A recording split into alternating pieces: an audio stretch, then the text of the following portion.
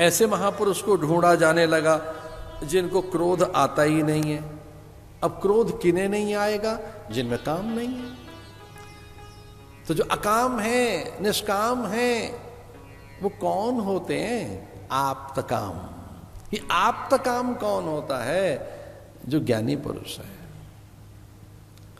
ऐसा ज्ञानी पुरुष आप्तकाम पुरुष होते हैं। वो आप्तकाम, निष्काम, अकाम, उनमें याचना रहती नहीं, अयाचित रहते हैं महापुरुष, अकाम रहते हैं, अयाचित।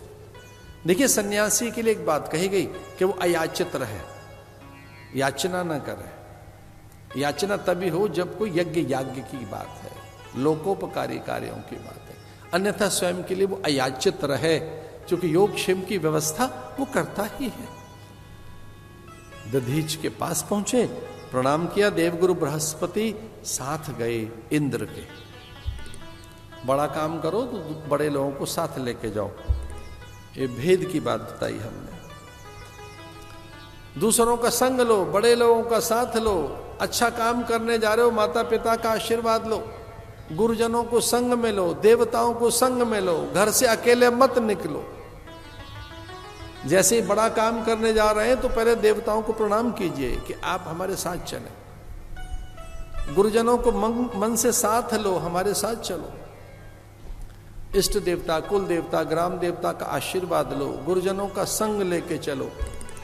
आजकल तो कई मस्ताने ऐसे देखे डलिया में ठाकुर लिए घूम रहे हैं कि तू भी साथ चल। कभी कभी हम अपने आश्रम के आंगन में अद्भुत कौतुक देखते हैं। भक्त भी दिख रहा है और उसके डलिया में भगवान भी दिख रहे हैं।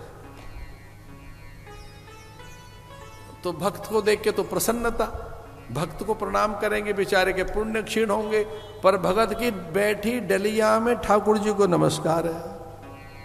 हम कहते हैं ठाकुर लिए घूम रहे हैं। हाँ महाराज, अरे घर छोड़ाते? नहीं महाराज, घर कैसे छोड़े ठाकुर को अकेला? तो घर में तो और भी देवता रह गए, इष्ट देवता, कुल देवता, ग्राम देवता, वास्तु देवता। पर ये अच्छी बात है, मैं इसको अप्रिशिएट करता हूं, मैं इसकी निंदा नहीं कर रहा हूं। मुझे अच्छा लगा कि हम भगवान को साथ तो लेके निकले।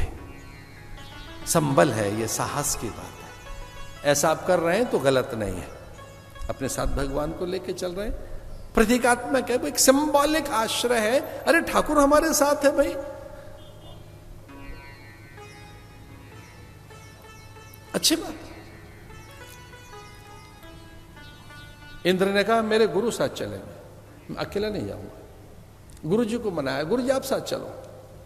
देवगुरु बृहस्पति ने कहा मुझे साथ क्यों लेके जाता है? बोले आपके बिना वो मानेंगे नहीं। मैं कोई बात कहूंगा, आपका आश्रय होगा, कार्य सिद्ध हो जाएगा।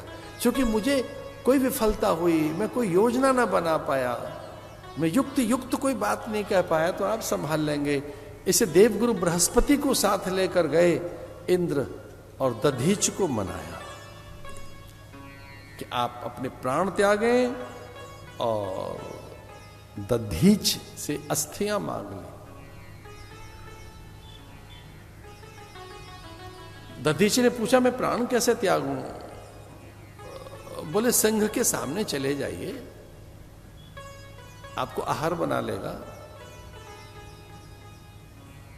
लोक कार्य के लिए, देव सिद्धि के लिए, संतुलन बनाने के लिए जैव जगत का, क्योंकि वृत्तासुर के कारण जैव जगत का संतुलन बिगड़ रहा था। पवन प्राण के संतुलन बिगड़ रहे थे, जल और अग्नि का संतुलन बिगड़ रहा था, धरती और अंबर का संतुलन बिगड़ रहा था, पर्यावरणीय घटक सब टूट रहे थे, सभी के प्राण संकट में थे।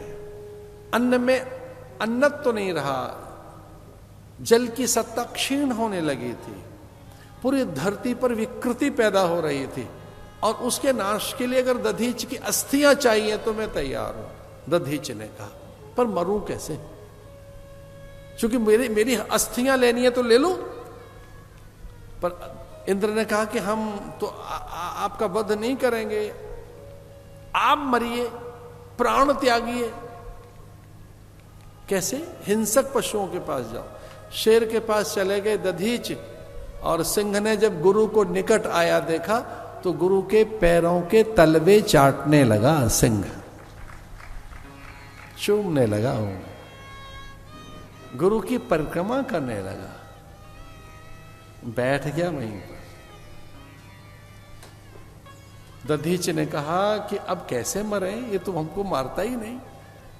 बोले महाराज थोड़ा उठ के आइए और अपने पूरे शरीर पर गुड़ लपेट के जाओ, जब ये आपको चाटेगा तो गुड़ चाटते चाटते इसकी जिह्वा पर रुक्षता है, आपकी त्वचा छिल जाएगी, और त्वचा छिल जाएगी तो रक्त बहने लगेगा, ये रक्त पीने लगेगा, इससे क्या पता पशु ये मांस खाने लगेगा, और धीरे धीरे ये आपको पूरा ही चबा जाएगा। जो बच जाएंगी हड्डियां वो हमारे काम में आ जाएंगी। कितने स्वार्थी हैं, लेकिन वो स्वार्थ नहीं है, परमार्थ है। दधीच ने कुछ ऐसा ही किया। अहिंसा प्रतिष्ठायाम तस् सन्निधौ वैर त्याग।